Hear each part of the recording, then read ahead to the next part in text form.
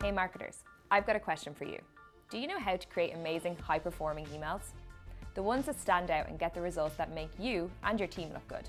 Hey everyone, my name is Shauna Carroll, and I'm a Principal Channel Consultant at HubSpot. And I'm here to give you the lowdown on email marketing. In this video, I'll share with you the framework to creating effective emails that stand out and get results. We're going to do so by getting advice from HubSpot Academy's free email marketing certification. If you haven't taken it already, make sure to check out the link below to get access. Once you're done, you can add this certification to your LinkedIn profile. So let's jump right in. The steps to sending out high-performing emails that we're going to cover are 1. Defining your goal. 2. Optimizing each part of your email to drive conversion for that goal. 3. Making sure your email looks good to you and your audience. And 4. Including the right content in your emails. First, let's discuss goals. This one is key because it sets up the rest of your email creation for success. You need to understand why you're sending that email and the value you're delivering to that person on the other end. Let's see what the Academy has to say about this. Try and think about the last time you'd entered a meeting and there was no centralized goal or agenda. Things probably seemed unclear, and you might have walked away thinking it wasn't a productive use of your time.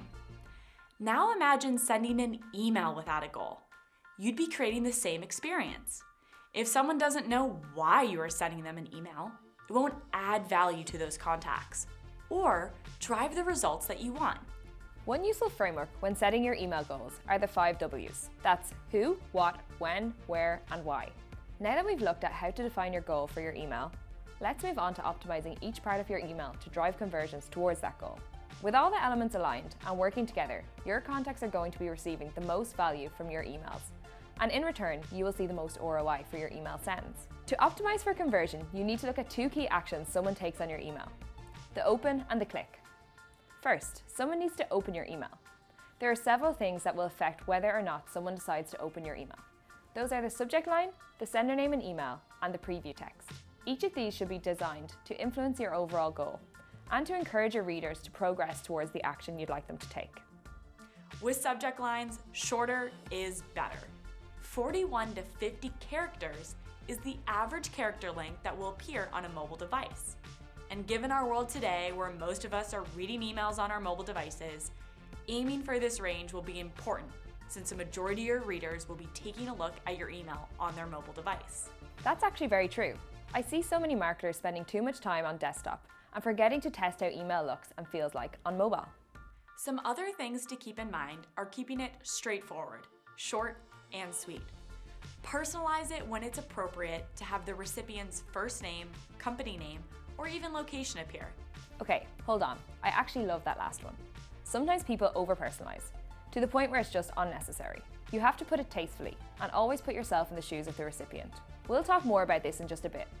There's a lot more tips in the email marketing certification on how to nail that first impression and improve your open rates, which I won't burn for you here, so let's make sure to check that out. Okay, so now that you've intrigued your readers to open your email, you need to optimize for the click. To do this effectively, you will need to write effective email copy. There are many ways to write great email copy, but the main themes are: write with clarity, purpose, and your primary goal in mind. The best thing you can do for your reader and for your metrics is to do the work for them. Use short paragraphs, bolding headlines, and bullet points to display information in a way that makes it easy to blink once and get the purpose and value of the email. The second is using the right tone.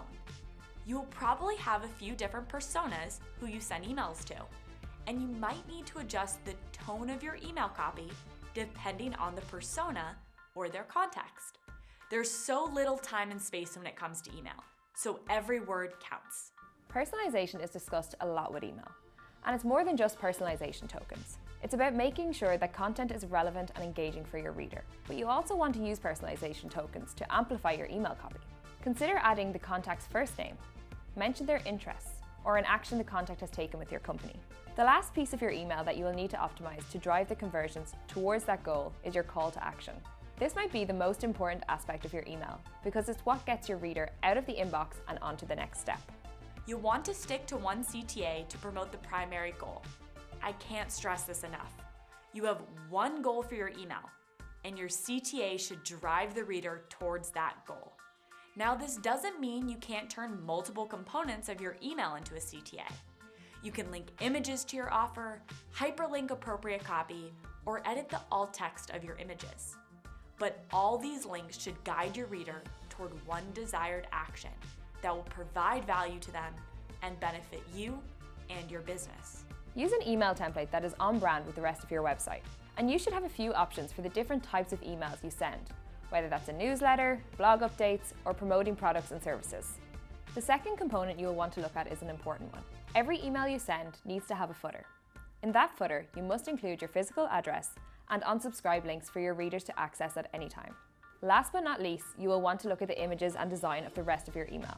Images are a great way to engage your reader and send some flair to your email sends. But images are not created equal across email clients. Some email clients will prevent automatic image loading, which means your images will not appear in your email. So you want to make sure you know what the reader will see if the email is image heavy and the images don't load. Keep this in mind, especially if you're building a template that is image heavy. What would they see if they don't see the image? Taking the time to check your emails before you send them will go a long way for your readers and in the end, for you. Now let's talk about the overall design of your email. You can have multiple columns in your emails, just like your website pages and landing pages. But when sending emails, you want to be as clear as possible. The best way to do this is with your layout and using fewer columns. This will provide you with the most control over how your email renders in email clients, as well as creating that visual hierarchy. Keep in mind that if the design is complex and communicating too much info, then your reader might be confused about the overall goal or the value in that email. Lastly, when crafting an amazing email, make sure you're sending the right content. Inbound is all about the happy marriage between context and content. You need to treat your contacts as the humans they are, humans with needs and desires and goals. And you do this through bringing context together with the content that you send them. Take a moment and think about an email you received where the content didn't align with the subject or the context in which you thought you were receiving it. It's a pretty jarring experience that can leave you with a lack of trust for the person who sent it to you. On the other side, think about the last time you were sent an email that served the right content that not only was exciting, but also contextual. Take, for example, when you take a specific action on a website around a certain topic, and an email is triggered to you that follows up with additional educational content around that topic. The content relates to what you're looking for with the right context. Sending the right email is about delivering the right contextual message to those who are reading it. This is how you will develop trust as well as a healthy email marketing strategy. Learn more from Courtney in the HubSpot Academy Email Marketing Certification. You can get certified and start mastering your email marketing strategy. I'll see you on the next one. If you want more content like this, subscribe to our HubSpot Academy YouTube channel.